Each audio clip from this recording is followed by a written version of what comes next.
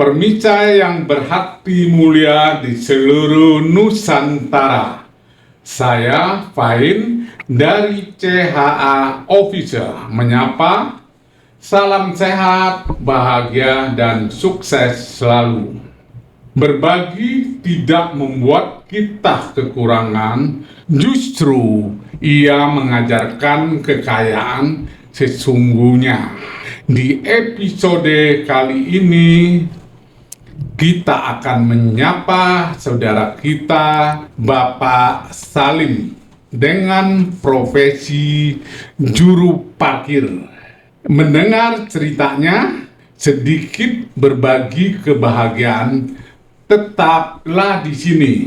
Kita akan membahas 3 topik.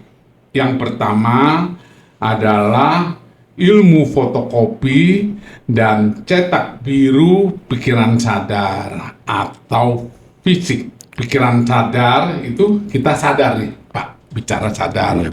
Ya. Nah, pikiran manusia memiliki 3 jenis pikiran. Iya. Yang pertama adalah pikiran sadar. Iya. Artinya sadar itu ya kita sadar.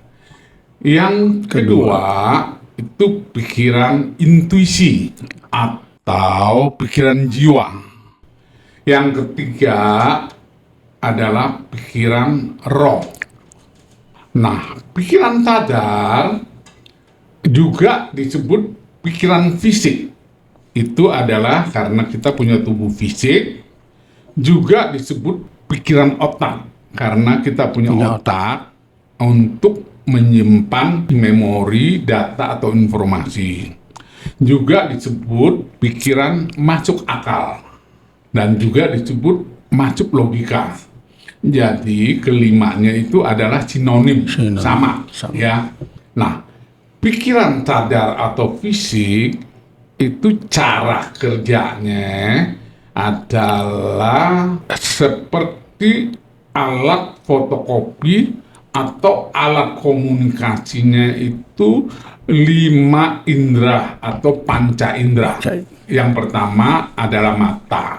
Untuk apa, Pak Salim, mata itu? Untuk melihat. Oke, untuk melihat. Telinga untuk mendengar. Oke, mendengar. Yang ketiga adalah hidung. Itu untuk apa? Untuk mengendus. Ya, mengendus atau membau atau mencium, ya. Keempat adalah mulut dan lidah untuk berbicara dan apa? Merasakan. Oke, merasakan atau mengecap. Nah, yang kelima adalah terakhir adalah kulit. Untuk apa, Pak Salim? Kulit untuk pertahanan, Pak. Hah? Pertahanan. Ya, untuk energi. merasa. Untuk merasakan. Ya, merasa panas, dingin. Ya. Iya. Nah, merasa atau perasaan itu bisa dibagi menjadi 2 kelompok, yaitu perasaan fisik dan perasaan non fisik. Nah, kalau perasaan fisik tadi kita udah bicara, itu adalah bisa dilihat, ya. Nah, kalau perasaan non fisik nggak bisa dilihat. Non fisik itu tidak bisa lihat. Tidak bisa dilihat. Nah, Pak Salim bisa nggak menjelaskan kepada saya rasa manis atau rasa asin itu definisinya bagaimana? Manis perkataan untuk seorang manis. anak. Gimana? Jelasin. Oke, daripada bingung, ya. Jadi rasa atau perasaan secara fisik atau non fisik itu tidak bisa didefinisikan dengan kata-kata. Jadi kata-kata itu harus tidak merasakan. mampu. Nah, caranya untuk supaya memahami atau mengerti apa yang dilakukan? Kita kasih coba. Betul. Kita nah, kasih di coba. toples itu coba ada gula. Nah, ini ada gula. Iya, ada garam. Satu ada apa lagi? Garam. Coba Bapak ambil itu ada sendok gitu. Iya. Nah, Bapak buka toplesnya, Bapak mau nyobain yang manis atau yang asin tuh? Apa yang asin? Bapak buka aja, ambil gelas, ambil sedikit, taruh di telapak tangan, dicicipin, Pak. Dicicipin. Nah, manis itu begitu. Nah, bisa nggak dijelaskan dengan kata-kata? Nggak bisa. Nggak bisa. Jadi rasa itu tidak bisa dijelaskan dengan kata-kata. Nggak bisa, benar. Jadi ada yang bisa dijelaskan dengan kata-kata, ada yang tidak bisa. Jadi harus dicicipi. Harus dialami. Harus dialami. Oke. Untuk selanjutnya, ya, Alat komunikasi lima indera kerjanya seperti mesin fotokopi atau scan atau meniru atau mencontoh. Mencontoh. Ya, jadi pikiran kita itu ada 3. Yang pertama adalah pikiran sadar atau fisik. Yang kedua pikiran intuisi atau jiwa, dan ketiga adalah pikiran roh. Nah, pikiran sadar atau fisik, cara kerjanya adalah seperti mesin fotokopi, ya. Iya. Jadi dapat disimpulkan kita atau manusia adalah bio. Bio itu artinya hidup. Hidup. Robot mesin fotokopi. Robot hidup mesin fotokopi. Apakah Pak Salim setuju kalau Bapak dipanggil robot hidup mesin fotokopi? Setuju nggak? Enggak. Nggak setuju. Kenapa? Alasannya kenapa? Alasannya saya bukan mesin. Oke, Bapak bukan mesin ya. Nah, sekarang saya akan bertanya, kira-kira Pak Salim tahu nggak bahasa Korea Anio? Artinya apa, Pak? Saya kok nggak tahu. Nah, karena apa? Karena belum ada fotokopinya. Ya, bahasa Korea Anio itu artinya tidak. Tidak ya. Nah, sekarang udah masuk fotokopinya tuh melalui telinga, fotokopi direkam di otak, memorinya. Kata Anio bahasa Korea artinya apa, Pak? Tidak. Nah, sekarang udah direkam ya. Udah setuju belum? Belum. Oh, belum. Kalau belum kita kasih lagi ya. Bahasa Jepangnya Niku. Niku itu apa artinya? Bahasa Jepang, Niku. Pernah dengar nggak? Enggak Nah, pernah. artinya belum pernah fotokopi. Jadi sekarang Bapak merasa robot nggak? Robot fotokopi nggak? Iya, merasa. Hah? Merasa. Nah, udah ya, terima Iya, ya. terima. Nah, Niku bahasa Jepang itu adalah daging. Daging. Jadi artinya kita semua manusia kalau menggunakan pikiran sadar atau fisik adalah seperti mesin fotokopi gitu. Itu nggak bisa dipungkiri. Nah, setelah selesai fotokopi, proses selanjutnya adalah melakukan identifikasi. Identifikasi itu adalah menandai, Iya, menandai dan memberi mengenali. nama, ini. atau memberi simbol. Nah, setelah udah identifikasi lalu dipilah menjadi 2 kelompok. Kelompok positif dan kelompok negatif, benar, salah. Yang disebut polaritas atau dualitas. Jadi polaritas itu adalah berlawanan dan berpasangan. Dari hasil polaritas ini, identifikasi ini, lalu dicetak biru, disimpan di memori otak dan memori jiwa yang disebut cetak biru. Ya, nah sekarang kita coba menggunakan identifikasi. Contohnya yang kita ambil adalah KTP. KTP. Ya.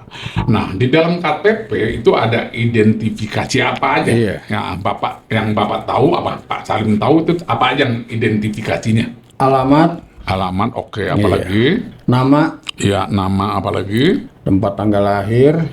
Jakarta tahun sekian-sekian. Ya, terus apalagi? Udah. Wah, masa udah? Misalnya agama. Agama ya. Jenis kelamin. Jenis kelamin. Nicknya, kan itu. Nah, identifikasi ya kurang lebih. Nah, identifikasi EKT Pak Salim, namanya apa? Salim Bokir. Anda kan ada teman Bapak atau saudara Bapak panggil, Pak Salim itu penipu. Ya, kerjanya itu menipu, coba. Secara tidak sadar, otomatis reaksinya apa? Marah. Itulah cara kerja pikiran itu. Ya, pikiran fisik langsung bereaksi marah. Nah, itu cara kerja pikiran fisik. Tapi kalau Bapak menggunakan pikiran roh iya. atau hati, kira-kira marah nggak? Enggak. Kenapa tuh? Kenapa tuh bisa begitu, Pak? Ya bisa. Kalau saya yang namanya dibilang begini, saya nggak pernah marah. Ya, Saya ikhlas. Jadi artinya Pak Salim punya cetak birunya cukup positif ya. walaupun dibicara atau ejekannya yang negatif, tapi Pak Salim ikhlas aja, sabar-sabar aja ya. Oke, baik. Lalu kita lanjutkan proses fotokopi reaksinya itu udah cukup jelas ya. Jadi secara tidak sadar kita akan bereaksi yang negatif. Tapi kalau kita dengan tenang atau apa ya seperti Pak Salim bilang bicara saya ikhlas aja lah. Mau dihindak kayak apa kayak emangnya gue pikirin EGP aja gitu kan ya Pak Salim. Nah, proses fotokopi yang selama ini dilakukan ada bahasa kerennya atau bahasa populer atau umumnya itu proses fotokopi itu disebut apa, Pak Salim? Cuek aja. Enggak, maksudnya gini. Tadi kan kita udah jelaskan, saya sudah jelaskan pikiran sadar kita atau fisik itu kerjanya fotokopi. Proses fotokopi ini kan istilah saya yang saya ingin populerkan menjadi bahasa gaul. Bahasa gaul. Ya. Nah, sebenarnya fotokopi ini, proses fotokopi ini ada bahasa Indonesia yang baku atau kerennya atau bahasa populernya atau umumnya disebut apa, Pak? Disebut apa? Nah, kalau saya tanya kan bingung kan? Karena apa? Pak Salim belum ada fotokopinya. Jadi sambil bingung. Nah, kalau saya tanya cucu Pak Salim ke sekolah ngapain? Ngapain ke sekolah? Karena belajar. Jadi fotokopi itu sama dengan belajar. Itu coba tolong Pak Salim definisikan belajar itu apa coba? Ayo. Belajar itu menuntut ilmu. Belajar. Jadi belajar menuntut ilmu sulit dipahamin seorang anak SD loh. Nggak jelas. Coba kalau ditanya Mr. Google, belajar adalah suatu proses perubahan tingkah laku yang relatif menetap akibat interaksi dengan lingkungan melalui pengalaman dan latihan. Coba untuk definisi belajar, kata belajar susahnya nggak mudah. Nggak, Nah, kalau Bapak mau menjelaskan seorang anak SD atau SD lah yang memang proses pembelajaran atau fotokopinya, definisi belajar kan susah. Tapi kalau untuk anak SD, ceritain, fotokopi adalah meniru ya apa yang kamu lihat, kamu meniru. Misalnya gerak tangan, angkat tangan, dia bisa langsung meniru nggak? Bisa. Fotokopi adalah meniru dari melihat dengan mata, meniru dari mendengar. Halo, coba niru, dia kan halo. Nah, itu namanya fotokopi. Daripada kata fotokopi dan belajar mudahan mana? Ayo. Mudahan fotokopi. Betul kan? Jadi lebih mudah kata fotokopi. Ya kan? Nah, kalau fotokopi fotokopi dengan mata melihat, udah tiru aja. Kalau mendengar tiru aja, makan tiru aja. Jadi seorang bayi waktu lahir, dia punya apa di dalam memori otaknya punya apa? Punya apa? Nggak ada apa-apa. Oke? Nah, bayi belajar senyumnya itu belajar dari siapa? Dari orang tua. Iya, dia kan melihat orang tuanya senyum. Nah, dia udah melihat senyum, dia niru tuh. Dia ikut senyum, terus orang tuanya bilang, si ini udah bisa senyum loh. Padahal hasil fotokopi. Fotokopi ya. Iya, benar. Oke. Nah, apabila fotokopinya salah, keliru, hasilnya apa? Sangat jelek. Jelek. Itu bahaya tuh. Iya, bahaya. Ya. Nah, makanya semua pengetahuan orang punya keyakinan, kepercayaan, masuk akal atau masuk logika atau beriman itu semuanya hasil fotokopi. Nah, kalau fotokopinya keliru, ya keliru. Nah, oke. Topik pertama kita udah selesai tentang ilmu fotokopi dan cetak biru, pikiran sadar. Kita masuk ke pikiran fisik baru ya. Kita masuk ke pikiran intuisi. Pikiran intuisi itu adalah pikiran perasaan atau jiwa. Hati. Bukan jiwa. Kalau hati itu adalah roh. Roh. Ya. Jadi pikiran intuisi atau jiwa alat komunikasinya adalah perasaan, ya, perasaan. Nah, menurut Albert Einstein, kita itu diciptakan untuk menjadi jenius. Nah, pikiran intuisi adalah karunia suci, pikiran masuk akal adalah seorang pelayan yang setia. Ada dua. Kalau kita pakai pikiran sadar atau fisik, kita adalah pelayan yang setia. Tapi kalau kita pakai intuisi, itu adalah kreatif, itu adalah jenius. Ya. Nah, apalagi kalau kita bisa pakai pikiran roh yang biasanya disebut hati nurani. Itu lebih hebat lagi, namanya super jenius.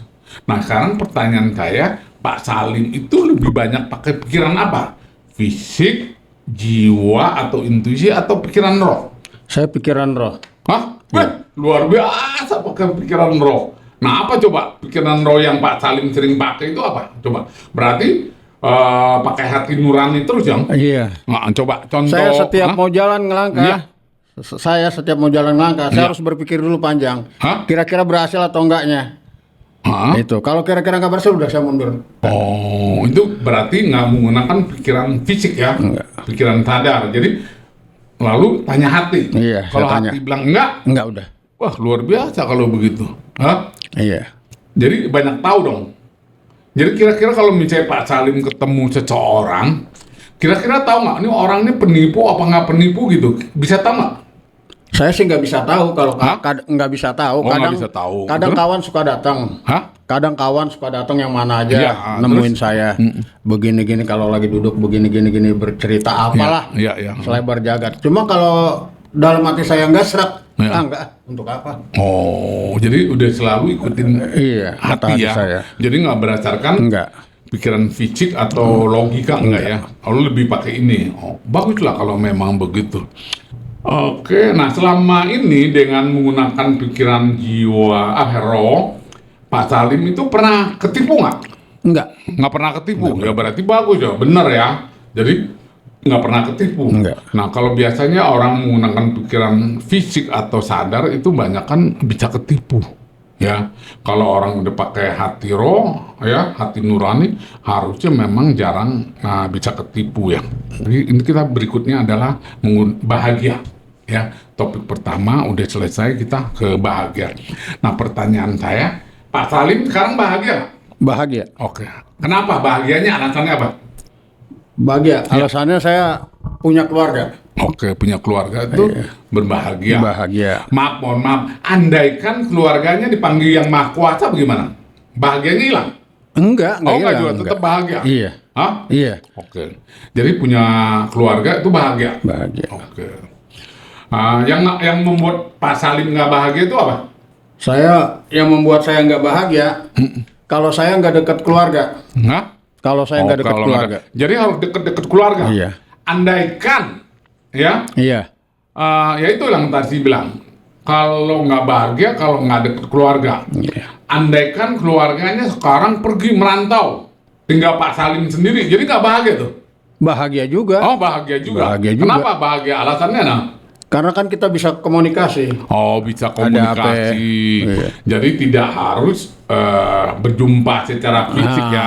Jadi komunikasi pun bahagia ya. Nah, kalau begitu bahagia memiliki keluarga. Dan yang kedua adalah kapan saja yang Pak Salim merasakan bahagia? Setiap saat aja. Hah? Setiap saat aja. Oke. Nah, saya mau berbagi Iya. untuk bahagia sebenarnya sederhana ya. Iya. Nah, kenapa kita bisa berbahagia? Itu yang pertama, coba tolong Pak Salim melihat dengan mata apa yang Bapak bisa lihat. Ini apa Pak Salim? Pulpen. Oke, bolpen ya. Ini apa? Tangan. Oke, tolong Pak Salim matanya dipejamkan. Iya. Ya, dipejamkan. Bisa lihat apa? Oke, buka. Bisa lihat apa? Saya Ya. nggak bisa ngelihat apa-apa. Disitulah bersyukur. Matanya masih normal. Nah, itulah yang bahagia. Iya. Ya. Nah, bersyukur itulah yang membuat kita Bahagia. Coba sekarang Pak Salim tutup mulutnya, hidungnya ditekan teken pakai tangan. Iya. Coba tidak bernafas bisa tahan berapa lama? Masih kuat, masih tahan, atau udah nyerah? Ya, nyerah. Nah, artinya harusnya kita bersyukur, bahagia. Masih bisa bernafas, bisa mendengar, berpikir, bisa makan, bisa bab, bisa buang air kecil. Itulah bahagia. Jadi bahagia itu nggak perlu duit. Enggak. Nah, sederhana ya. Oke.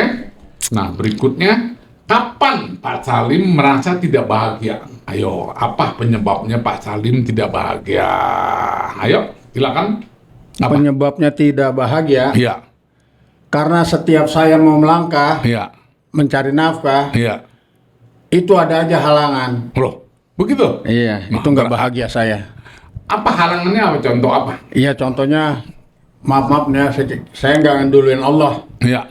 Hujan. Hujan. Iya. Itu membuat Bapak nggak Jadi bahagia. nggak tuh? bahagia, Pak karena Salim. kita nggak bisa mengasih nafkah secukupnya sama anak istri.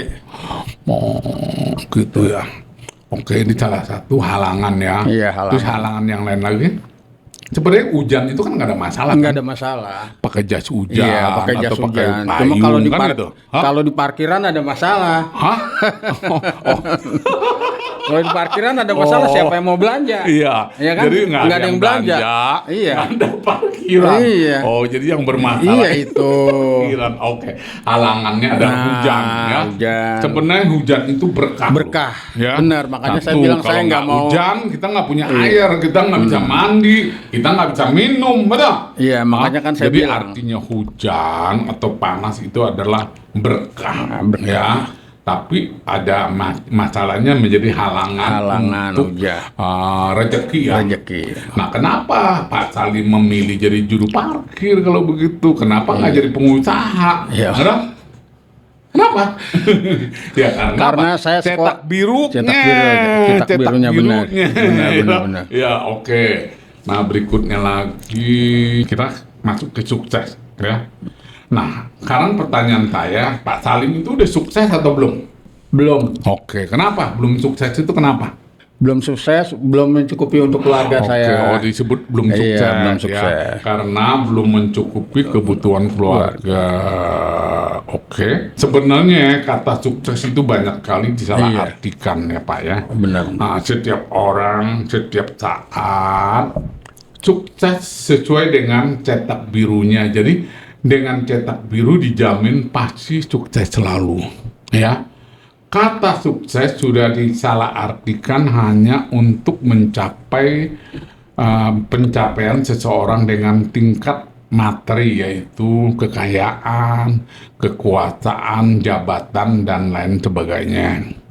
Padahal setiap pencapaian apapun yang dilakukan siapapun sudah dapat dikatakan sukses. Seperti seorang bayi lahir, selamat itu sudah sukses lahir. Orang menjadi kaya disebut sukses kaya. Jadi sebenarnya serba kita sukses. itu sukses. Sukses. Tapi tidak disadari. Memang ada sukses yang belum dicapai. Ya, misalnya tadi Pak Salim bilang belum bisa memenuhi kebutuhan keluarga yang memadai, ya, dalam arti berlebihan lah, yang selalu masih kurang. Itu bukan salah siapa, salah cetak birunya, ya. Cetak birunya memang begitu. Benar. Kalau Bapak udah tahu ilmu cetak biru, ilmu fotokopi, tinggal dirubah aja. Nanti otomatis akan sukses terus gitu, ya. Oke,